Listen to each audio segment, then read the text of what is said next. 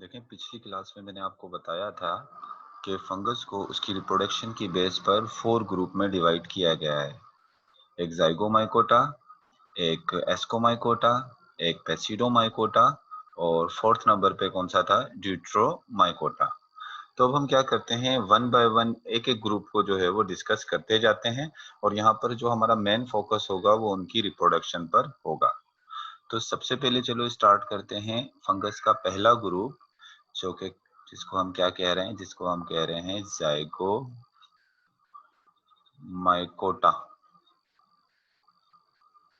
चलें, अभी आगे बताऊंगा इसको ज़ाइगोमाइकोटा क्यों कहते हैं। सबसे पहले तो ये बात याद रख लो कि ये सबसे स्मॉलेस्ट और सबसे सिंपलेस्ट ग्रुप है फंगस का। सबसे स्मॉलेस्ट और सबसे सिंपलेस्ट ग्रुप है फंगस का। मतलब इसमें जो स्पीशीज शामिल हैं अबाउट 600 स्पीशीज इसके अंदर। इतना स्मॉलेस्ट है कि इसमें about 600, according to your book, about 600 species इस जो है ग्रुप में इंक्लूडेड है। अच्छा, उसके बाद ये सिंपलेस्ट है। अच्छा, सिंपलेस्ट कैसे है? सिंपलेस्ट को इतना सिंपलेस्ट है ये कि इसकी जो हाइफी है, ये देखें, इसकी जो ये हाइफी है, ये इतना सिंपलेस्ट है कि अपनी हाइफी के अंदर क्रॉस वॉल भी नहीं बनाता। ये इसके न्यूक्लियस ऐसे ही जो है वो इसकी हाइफी में ओपनली ऐसे बहुत सारे न्यूक्लियस मौजूद होते हैं। अलग से कोई एक-एक न्यूक्लियस नहीं होता इसके अंदर। इसको आप ऐसे याद रख सकते हो, जैसे गाँव के लोग होते हैं ना, विलेज में जो लोग होते हैं वो बड़े सिंपल होते हैं, बहुत सादा होते हैं। और वो सादा होते हैं तो उनके घर जो होते हैं उनमें कम हर बंदे के लिए अलग-अलग कमरे नहीं होते। एक ही जगह पर जो है वो सब एक ही रूम में या एक ही कमरे में सब लोग ऐसे रह रहे होते हैं। तो ये भी बेचारा इतना सादा है कि इसके सारे के सारे न्यूक्लियस एक साथ एक ही सेल में, बड़े से सेल में जो है वो साथ रह रहे हैं। तो इसने क्या किया हुआ है, दूसरी वाले जो फंगस होते हैं उनके हाइफी जो होते हैं उनमें ऐसी क्रॉस वॉल होती हैं। उनमें क्या होती हैं? ऐसी क्रॉस वॉल होती हैं। क्रॉस वॉल होती हैं जिसको हम सेप्टा कहते हैं। और ऐसी हाइफी जब जिनमें ऐसी हाइफी होती हैं फंगस में, ऐसी हाइफी को हम क्या कहते हैं? Septate hyphae. लेकिन ये इतना सादा होता है कि ऐसी कोई क्रॉस वॉल नहीं बना पाता। ऐसी सिंपल सी इसकी हाइफी होती हैं। तो इसी वजह से इसकी जो हाइफी होती हैं, इसकी हाइफी होती हैं एसेप्टेट। हाइफी कैसी हो गई इसकी? एसेप्टेट, यानी उनके अंदर क्रॉस वॉल नहीं होते। दूसरी वाली जो हाइफी होती है उनमें तो क्रॉस वॉल होते हैं ना, ऐसे छोटे-छोटे कमरे बनाए हुए होते हैं। अपने न्यूक्लियस के लिए अलग-अलग क्या बनाए हुए होते हैं? कमरे बनाए हुए होते हैं। ये बेचारा सादा होता है। इसने कोई ऐसे कमरे नहीं बनाए हुए, सारे न्यूक्लियस एक साथ ही मौजूद हैं। और ऐसे एक सेल में बहुत सारे न्यूक्लियाई मौजूद होते हैं।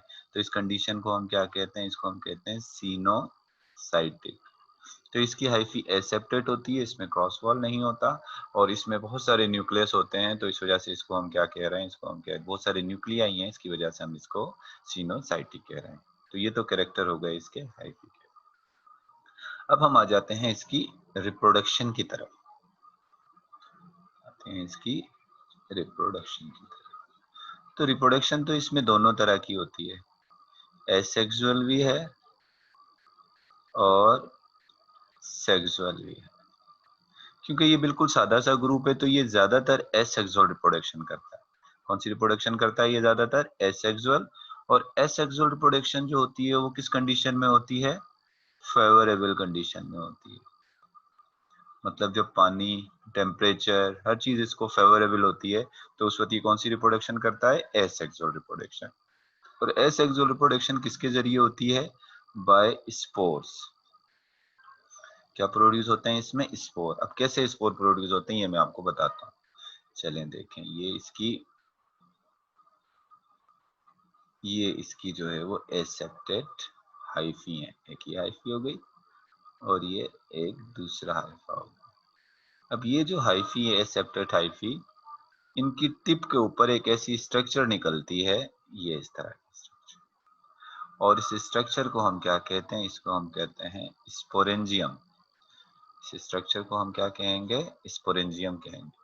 अच्छा, एक बात जो मैंने आपको पहले भी बताई थी कि जो इसका न्यूक्लियस होता है फंगस का, जितने भी फंगस के न्यूक्लियस होते हैं वो हैप्लॉइड होते हैं, यानी उनमें क्रोमोसोम्स के नंबर क्या होते हैं? हाफ होते हैं। और जो भी हैप्लॉइड होता, अगर कोई सेल हैप्लॉइड है या कोई न्यूक्लियस हैप्लॉइड है, तो हैप्लॉइड सेल के अंदर कभी भी मियोसिस नहीं होती। हैप्लॉइड सेल में कभी भी मियोसिस नहीं होती। क्यों हैप्लॉइड सेल में मियोसिस नहीं होती? असल में मियोसिस वो प्रोसेस है या वो सेल डिवीजन है जिसमें क्या होता है, एक डिप्लॉइड सेल का मतलब क्या है, जिसमें क्रोमोसोम के नंबर 2n है, डबल है। जब इस डिप्लॉइड सेल ने अपने आप को हैप्लॉइड करना होता है, यानी अपने क्रोमोसोम्स के नंबर को हाफ करना होता है, तो ये कौन सी वाली सेल डिवीजन करता है? ये सेल डिवीजन करता है मियोसिस। इसमें कौन सी सेल डिवीजन होती है? मियोसिस। तो अब देखें, यहाँ तो पहले से एक न्यूक्लियस या एक सेल हैप्लॉइड है। जब ये पहले से ही हैप्लॉइड है तो इसमें मियोसिस नहीं होगी, और हैप्लॉइड सेल में मियोसिस नहीं होती। तो अब क्या होता है कि इसके हैप्लॉइड सेल अगर डिवाइड करेगा तो वो माइटोसिस से करेगा। एन है ना, जो एक नया सेल बनेगा वो भी इसी जैसा होगा, वो भी एन। तो ये क्या होगा, इसमें होती है माइटोसिस।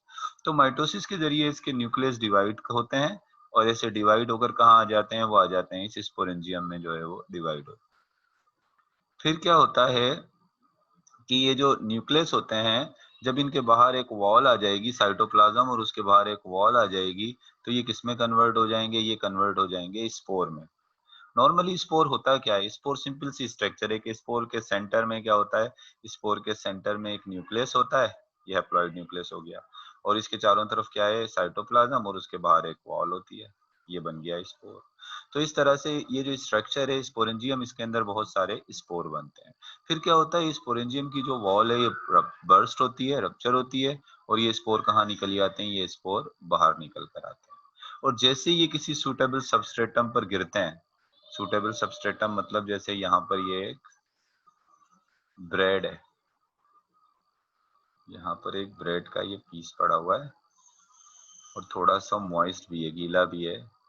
तो इसको तो ये सूटेबल सबस्ट्रेटम मिल गया स्पोर को, और ये क्या करेगा, जैसे ही यहाँ पर आकर गिरेगा, इसमें से क्या होगा? इसमें से नए हाइफी या फंगस के जो है वो प्रोड्यूस होना शुरू हो जाएंगे, नया फंगस इसमें से जर्मिनेट कर जाएगा।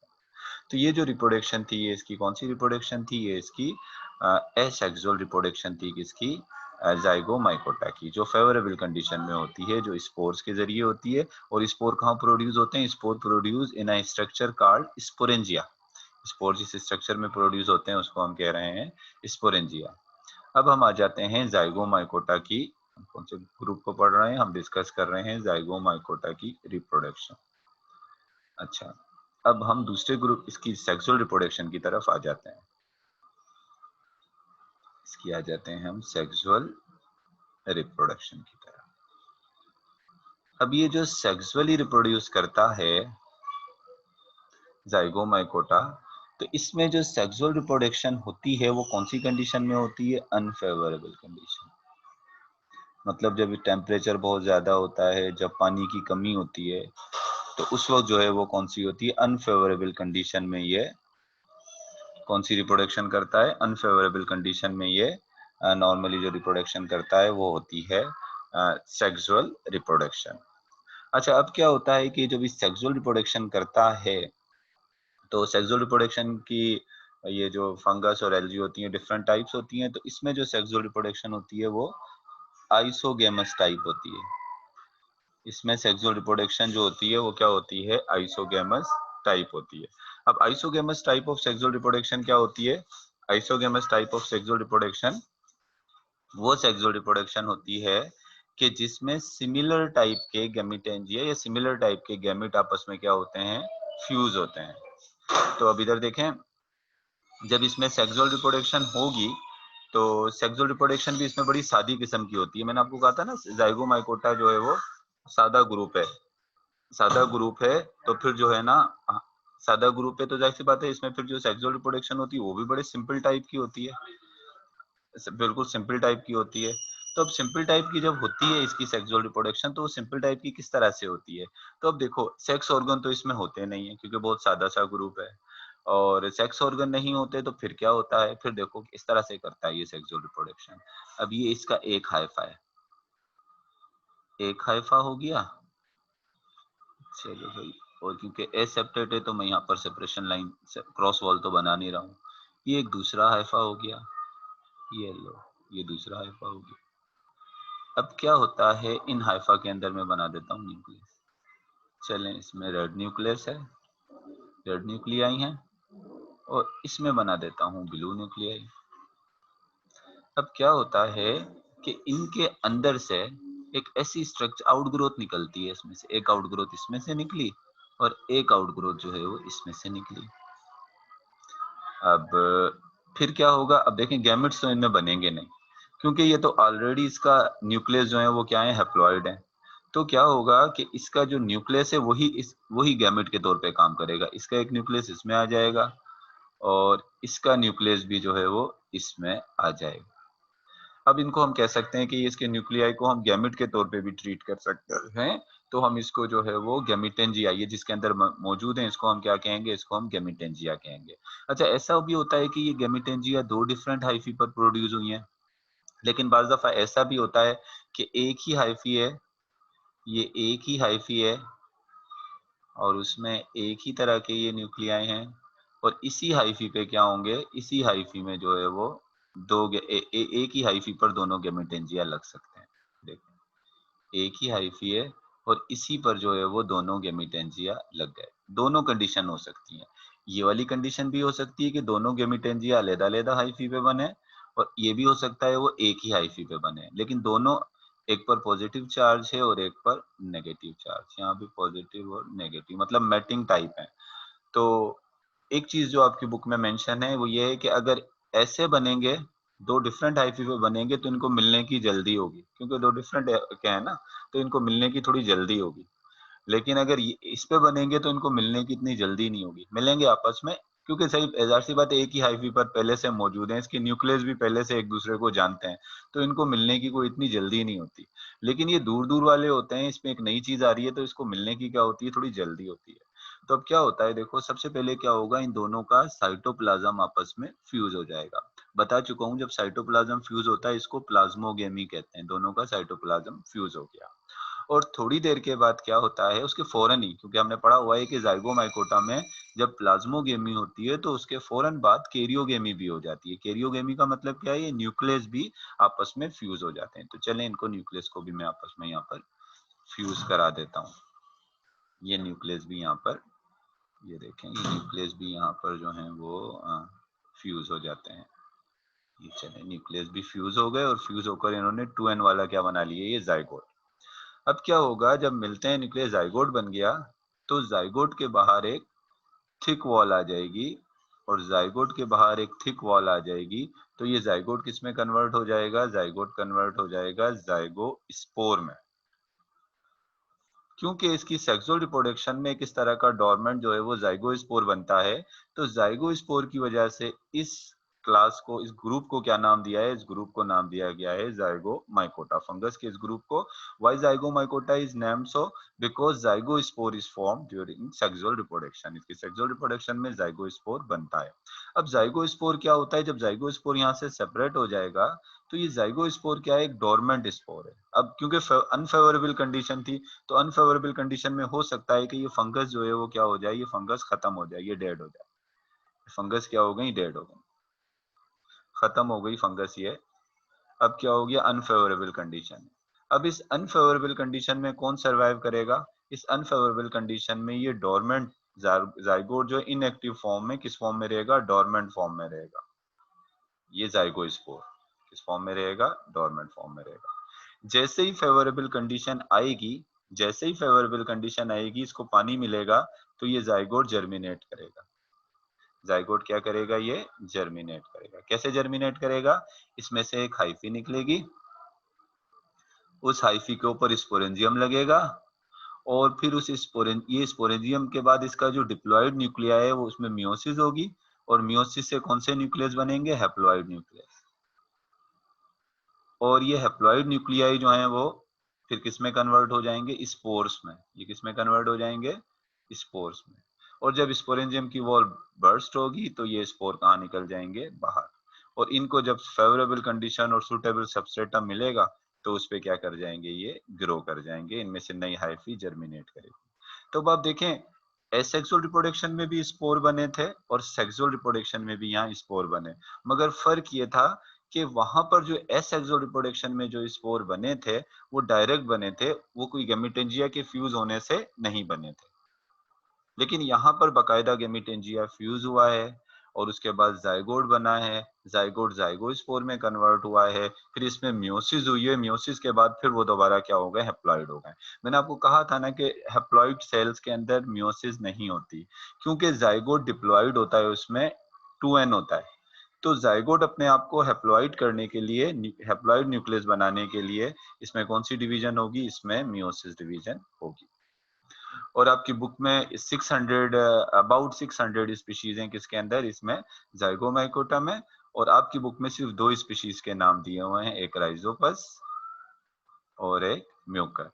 ये अक्सर वही फंगस हैं जो आपकी ब्रेड पे लग जाती है। अक्सर आपने देखा होगा ना, डबल रोटी पे जो ग्रीन कलर की या ब्लैकिश कलर की कॉटनी सी ग्रोथ हो जाती है, जो वो बेसिकली जिसको आप फफूंदी कहते हो, जो लग जाती है, वो क्या होती है, वो यही जाइगोमाइकोटा से बिलोंग करने वाली जो है वो फंगस है। तो ये तो पहला ग्रुप हो गया जाइगोमाइकोटा, बिल्कुल सादा सा ग्रुप। अब आ जाते हैं दूसरे ग्रुप की तरफ। ये है हमारे पास जो दूसरा ग्रुप है वो है एस्कोमाइकोटा। दूसरा ग्रुप कौन सा है, ये है एस्कोमाइकोटा। अब एस्कोमाइकोटा जो है ये है लार्जेस्ट ग्रुप। ये फंगस का कैसा ग्रुप है, ये है लार्जेस्ट ग्रुप है। अबाउट 30,000 नेम स्पीशीज, यानी इसमें 30,000 जो है वो अबाउट, इससे ज्यादा भी हो सकती है, अकॉर्डिंग टू योर बुक 13,000 इसके अंदर स्पीशीज जो है वो मौजूद है। अब एस्कोमाइकोटा को एस्कोमाइकोटा क्यों कहते हैं, ये मैं आपको बाद में बताऊंगा। सबसे पहले तो इसकी हाइफी देख लेते हैं, इसकी हाइफी कैसी होती है, क्योंकि ये थोड़ा सा एडवांस है। मैंने आपको बताया था कि जाइगोमाइकोटा तो गांव के लोगों की तरह होता है कि एक ही जगह पर बहुत सारे एक साथ रह लेते हैं। तो उसमें भी क्या होता है, कोई सेपरेशन लाइन, कोई कमरे नहीं होते ज्यादा, वो सब न्यूक्लियाई एक ही जगह पर मौजूद है। मगर ये थोड़ा सा एडवांस है, थोड़ा ये शहरी लोगों की तरह है। तो ये क्या करता है, अपने हाइफी के अंदर, इसकी हाइफी के अंदर क्रॉस वॉल होती हैं, सेप्टा होते हैं ऐसे, क्रॉस वॉल या सेप्टा।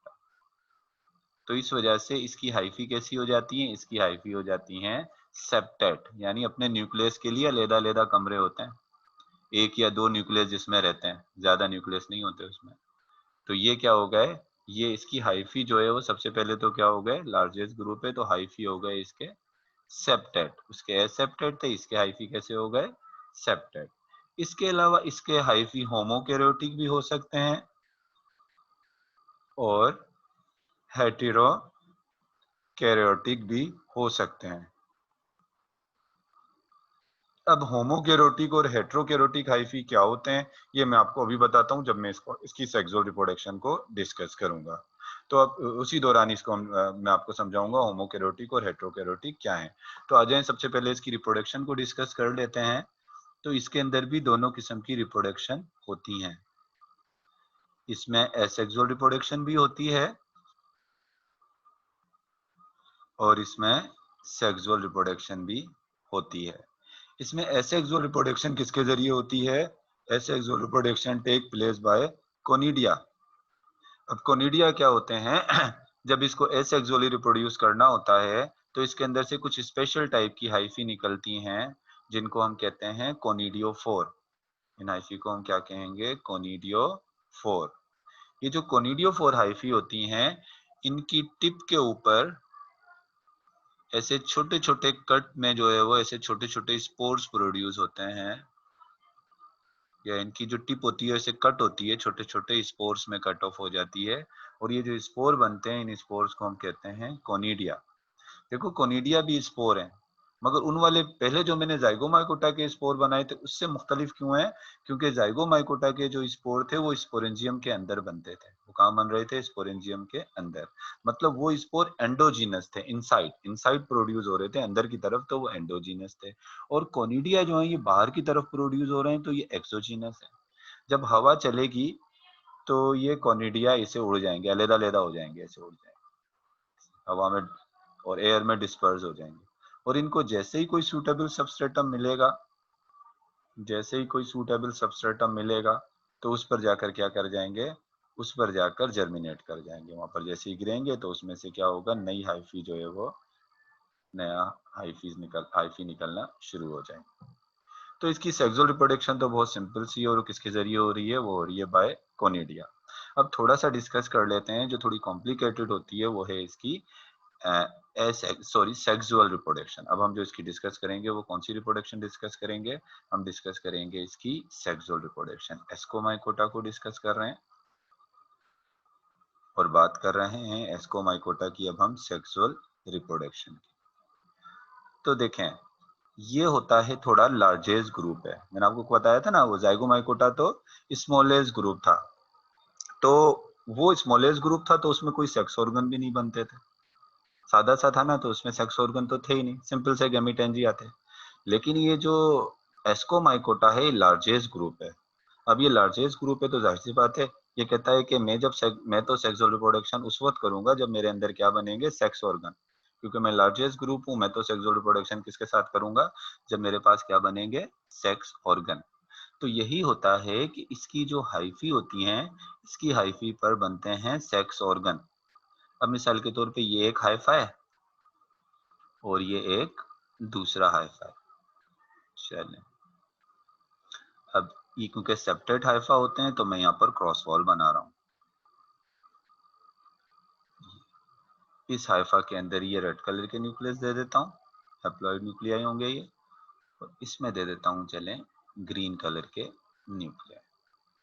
अब क्या होता है कि इसमें मैंने आपको कहा सबसे लार्जेस्ट ग्रुप है, तो अपनी डोमिनेंसी दिखाने के लिए वो कहेगा कि मैंने तो जो है वो सेक्स ऑर्गन के बगैर सेक्सुअल रिप्रोडक्शन नहीं करनी। तो भाई ये बनाता है सेक्स ऑर्गन। अब इसके ऊपर फॉर एग्जांपल इस हाइफे के ऊपर लग जाता है मेल सेक्स ऑर्गन, सही है। और मेल सेक्स ऑर्गन को हम क्या नाम दे रहे हैं, मेल सेक्स ऑर्गन को नाम हम दे रहे हैं एंथ्रीडियम। इसको हम क्या नाम दे रहे हैं, एंथ्रीडियम।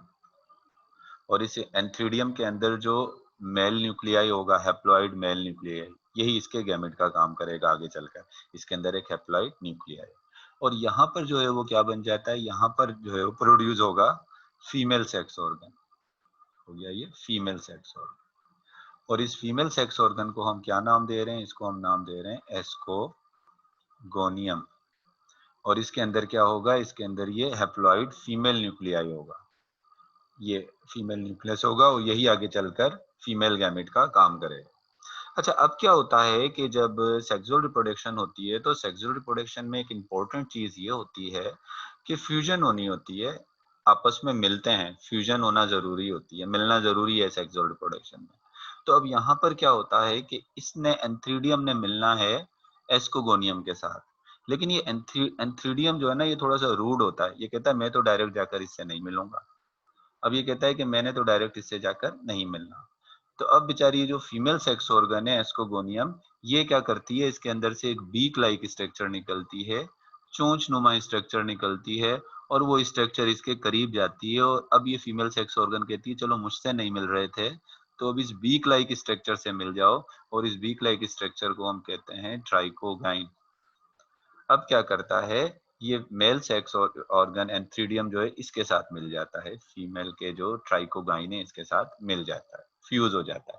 दोनों फ्यूज हो गए तो प्लाज्मोगेमी हो गई, दोनों का प्रोटोप्लाज्म देखें यहाँ पर फ्यूज हो गया। उसके बाद क्या होता है कि इसी ट्राइकोगाइन के जरिए जो मेल सेक्स ऑर्गन होता है, मेल न्यूक्लियाई होता है, इसी के जरिए जो मेल न्यूक्लियाई होता है, ये मेल न्यूक्लियाई यहाँ से मूव करता हुआ, इस ट्राइकोगाइन से मूव करता हुआ किसमें चला जाता है, फीमेल सेक्स ऑर्गन के अंदर चला जाता है, मेल न्यूक्लियाई। लेकिन अब दूसरा फिर प्रॉब्लम है, अब ये मेल न्यूक्लियाई, अब इसके एंथ्रीडियम के भी नखरे थे, इस न्यूक्लियस के भी नखरे हैं। ये कह रहा है कि मैंने अभी इस फीमेल जो है वो इस न्यूक्लियाई के साथ मैंने इस जगह पे नहीं मिलना है, एस्कोगोनियम के अंदर नहीं मिलना, ये यहाँ पर इस वक्त इसके साथ नहीं मिलेगा, मतलब कैरियोगेमी अभी होगी नहीं, दोनों न्यूक्लियस नहीं मिल रहा है। अब क्या होगा, चलें, अब फीमेल सेक्स और ये जो है सेक्स ऑर्गन एस्कोगोनियम बेचारी अब एक दूसरा काम करेगी, ये करेगी कि इसके अंदर से अब कुछ नए हाइफी निकलेंगे। एक नया हाइफा निकला ही है, और इस हाइफा के अंदर ये दोनों न्यूक्लियस जाकर इस हाइफा में डिवाइड होंगे माइटोसिस के जरिए, ये फीमेल न्यूक्लियाई डिवाइड हो गए, और उसके बाद फिर ये मेल न्यूक्लियाई डिवाइड हो गए, अब ये फीमेल न्यूक्लियाई भी डिवाइड हो गए। और इनके दरमियान में एक सेपरेशन लाइन आ गई और ये एक नई किस्म की हाइफा बन गई। अब ये जो हाइफा बनी है इसको हम क्या कहेंगे, इसको हम कहेंगे हेटेरोकैरियोटिक हाइफा। अब ये देखें जो हाइफी थी ये मोनोकैरियोटिक थी। आप देखें ना इनमें एक जैसे न्यूक्लियस हैं, ये भी मोनोकैरियोटिक है और ये भी मोनोकैरियोटिक है क्योंकि न्यूक्लियस तमाम में एक जैसे हैं। लेकिन यहाँ पर जो हाइफी बनी है इसमें दो डिफरेंट टाइप के न्यूक्लियस आ गए, तो इस वजह से इसको हम क्या कहेंगे, इसको हम कहेंगे हेटेरोकैरियोटिक हाइफी। अब क्या होता है कि ये जो मेल और फीमेल न्यूक्लियाई हैं, इसके मेल न्यूक्लियाई के जो हैं वो अभी भी नख रहे हैं, वो यहाँ पर भी नहीं मिलेगा फीमेल न्यूक्लियाई के साथ, यानी वो हेटेरोकैरियोटिक हाइफी की इस जगह पर भी मिलने के लिए तैयार नहीं है। अब देखो क्या होगा, अब फिर ये होगा कि इस हेटेरोकैरियोटिक हाइफी से, एक मिनट में आपको बताता हूँ, इस हेटेरोकैरियोटिक हाइफी से निकलेंगे सैक-लाइक स्ट्रक्चर। ये देखें सैक-लाइक स्ट्रक्चर निकलेंगे, ये सैक-लाइक स्ट्रक्चर। और ये जो सैक-लाइक स्ट्रक्चर इसमें से निकलेंगे, इन सैक-लाइक स्ट्रक्चर को हम कहेंगे एस्कस। इनको हम क्या कहेंगे, एस्कस। और इन एस्कस के अंदर ये मेल और फीमेल न्यूक्लियाई कहाँ जाएंगे, ये मेल और फीमेल न्यूक्लियाई चले जाएंगे, ये फीमेल न्यूक्लियाई हो गया और ये मेल न्यूक्लियाई हो गया। ये किस में चले जाएंगे, ये एस्कस में चले जाएंगे। अब ये मेल और फीमेल न्यूक्लियाई आपस में जो फ्यूज होंगे, ये कहाँ पर फ्यूज होंगे, यानी कैरियोगेमी जो होगी वो किस में होगी, एस्कस में होगी। देखें क्योंकि सेक्सुअल रिप्रोडक्शन का इंपॉर्टेंट जो स्टेप है वो है फ्यूजन, मिलना, न्यूक्लियाई का या गैमेट का आपस में मिलना। तो यहाँ पर फर्टिलाइजेशन फ्यूजन का जो प्रोसेस हो रहा है वो कहाँ पर हो रहा है, वो हो रहा है एस्कस में। इस वजह से एस्कस को कहा जाता है एस्कोमाइकोटा की कैरेक्टरिस्टिक रिप्रोडक्टिव स्ट्रक्चर। देखो ये तो रिप्रोडक्टिव ऑर्गन थे, यहाँ पर तो फ्यूजन हुई नहीं, तो इस वजह से इनको कैरेक्टरिस्टिक नहीं कहा गया। लेकिन फ्यूजन एस्कस में हो रही है, तो इस वजह से एस्कस को कहा जाता है, ये सैक-लाइक होते हैं, थैलीनुमा।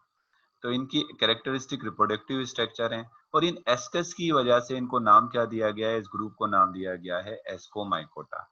Why ascomycota are named so, because of this reproductive structure called ascus. अब मैं एस्कस यहाँ पर बना रहा हूँ, ये देखिए। अब क्या होता है जब इस एस्कस में मेल और फीमेल न्यूक्लियाई फ्यूज होते हैं, तो मेल और फीमेल न्यूक्लियाई के फ्यूज होने से क्या बनता है, 2n वाला जो है वो जाइगोट बन जाता है। 2n वाला क्या बन गया, ये जाइगोट बन गया। अब इस 2n को जब अपने आप को जो है वो n में कन्वर्ट करना होगा, तो आपको पता है वो कौन सी डिवीजन से करेगा, वो करेगा मियोसिस के जरिए। तो यहाँ पर फिर क्या होगी, यहाँ पर होगी मियोसिस, और मियोसिस से बनेंगे एन वाले जो है वो न्यूक्लियाई। अब ये जो एन वाले न्यूक्लियाई 4 बन जाएंगे मियोसिस से। मियोसिस के रिजल्ट में 4 सेल बनते हैं, एक मियोसिस 1 होती है और एक मियोसिस 2। जब ये 4 न्यूक्लियाई या 4 ये न्यूक्लियस बन गए, तो 4 न्यूक्लियाई बन गए। अब ये न्यूक्लियाई माइटोसिस के जरिए डिवाइड होंगे, ये माइटोसिस के जरिए डिवाइड होकर अपने जैसा दूसरा न्यूक्लियाई बना लेगा, ये भी अपने जैसा दूसरा बनाएगा, ये भी अपने जैसा दूसरा बनाएगा और ये भी अपने जैसा दूसरा बनाएगा। तो टोटल कितने न्यूक्लियाई बन जाएंगे, 8। और इन 8 न्यूक्लियाई के चारों तरफ जब एक वॉल आ जाएगी, तो ये किस में कन्वर्ट हो जाएंगे, एक स्पोर में कन्वर्ट हो जाएंगे। और ये जो स्पोर बनेंगे इसके अंदर, इन जो सेक्सुअल रिप्रोडक्शन के रिजल्ट में ये जो स्पोर बन रहे हैं, इन स्पोर के लिए जो हम लफ्ज इस्तेमाल करेंगे, इन स्पोर को हम कहेंगे एस्को स्पोर। ये कौन से वाले स्पोर हैं, ये हैं एस्को स्पोर। और एक और बात याद रखिएगा, इस इन्हीं एस्कस के चारों तरफ जब ऐसे कवरिंग आ जाती है, वो पहले भी बन जाती है कवरिंग, लेकिन मैं भी आपको इस तरह से बता रहा हूँ, इन एस्कस के चारों तरफ ये ऐसे कवरिंग बन गई ना, ये जो कवरिंग बन गई इसको हम क्या कहेंगे, इसको हम कहेंगे एस्कोकार्प। यानी हेटेरोकैरियोटिक हाइफी ऐसे और चारों तरफ इसके अरेंज होकर बाज़ मोनोकैरियोटिक हाइफी भी इनमें इन्वॉल्व होती हैं, तो वो ऐसे इसको चारों तरफ से कवर कर लेती हैं एस्कस को। और इसके बाद फिर क्या होता है, ये एस्कस प्रोड्यूस करने वाली ये जो फ्रूटिंग बॉडी होती है, इनको हम क्या कहते हैं, एस्कोकार्प। ये पहले ही बन जाती है, लेकिन यहाँ मैं आपको सिंपल तरीके से जो है बता रहा हूँ।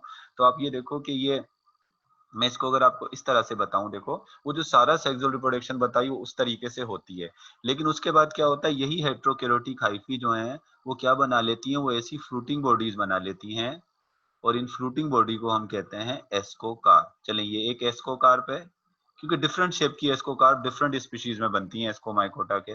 ये एक एस्कोकार्प बनाई मैंने, ये भी एक एस्कोकार्प है जो मैं दूसरी बना रहा हूँ, ये भी एक एस्कोकार्प है और ये भी एक एस्कोकार्प है। इन एस्कोकार्प में क्या लगते हैं? इन एस्कोकार्प में लगते हैं एस्कस, ये लगा दिए, ये इसमें एस्कस है। और इन एस्कस में क्या प्रोड्यूस हो रहे हैं? एक एस्कस के अंदर 8 एस्कोस्पोर प्रोड्यूस होते हैं। ये क्या लग रहे हैं इसमें? ये एस्कस, और एस्कस के अंदर क्या है? ये एस्कोस्पोर। इसी तरीके से इस एस्कोकार्प में भी एस्कोस्पोर प्रोड्यूस, एस्कस बनेंगे और एस्कस के अंदर ये एस्कोस्पोर ऐसे, और इसमें भी बनेंगे, इस एस्कस एस्कोकार्प में भी ये एस्कस बनेंगे।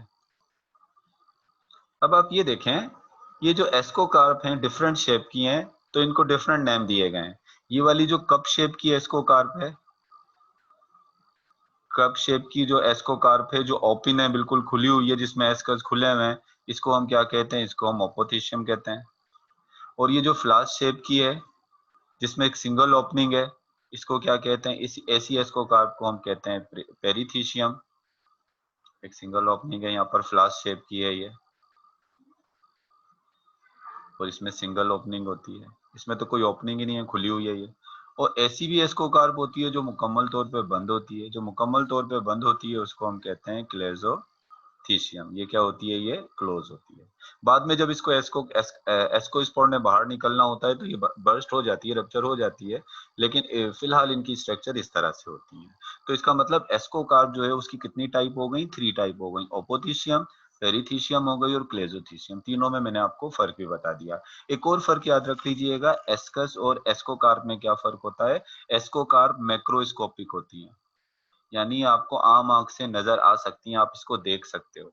एस्कोकार्प जो है वो फ्रूटिंग बॉडी है जिसमें एस्कस लगते हैं, और ये क्या होती है? ये मैक्रोस्कोपिक होती है। लेकिन एस्कस जो होते हैं, ये क्या होते हैं? एस्कस जो हैं वो माइक्रोस्कोपिक होते हैं, यानी आपको माइक्रोस्कोप से नजर आएंगे, माइक्रोस्कोप के बगैर नजर नहीं आएंगे। तो चलें, ये मैंने आज आपको इसका एस्कोमाइकोटा का, नेक्स्ट लेक्चर में फिर अब जो है इसको डिस्कस करेंगे। हम डिस्कस करेंगे बेसिडोमाइकोटा को, और उसकी जो है वो रिप्रोडक्शन को डिस्कस करेंगे। लेकिन मैं यहाँ थोड़ी सी एक चीज और बता दूं आपको, अगर मैं इसकी 30,000 स्पीशीज हैं, 30,000 स्पीशीज में से आपकी बुक में जो स्पीशीज दी हुई हैं, एक तो मोरल्स दिए हुए हैं, एक ट्रफल्स दिए हुए हैं। मोरल और ट्रफल्स ईडेबल होते हैं, हम इनको खाने के लिए भी इस्तेमाल करते हैं, सही ना। इसकी फ्रूटिंग बॉडी ज्यादातर हम खाने के लिए इस्तेमाल करते हैं। जो एस्कोकार्प होती है ना, जो मैंने आपको बताया फ्रूटिंग बॉडी, वो खाने के लिए इस्तेमाल करते हैं। एक प्लांट पैथोजिन भी इसमें होता है जिसको पाउडरी मिल्ड्यू कहते हैं, ये प्लांट्स पर अटैक करता है, ये प्लांट पैथोजिन है। ये क्या है? ये है प्लांट पैथोजिन। और इसके अलावा यीस्ट, यूनिसेलुलर फंजाई जिसको यीस्ट कहते हैं, यीस्ट भी इसी ग्रुप से जो है वो क्या करती है? यीस्ट भी इसी ग्रुप से जो है बिलोंग करती है। नेक्स्ट लेक्चर के अंदर जो है वो बेसिडोमाइकोटा और ड्यूट्रोमाइकोटा की रिप्रोडक्शन को डिस्कस करेंगे।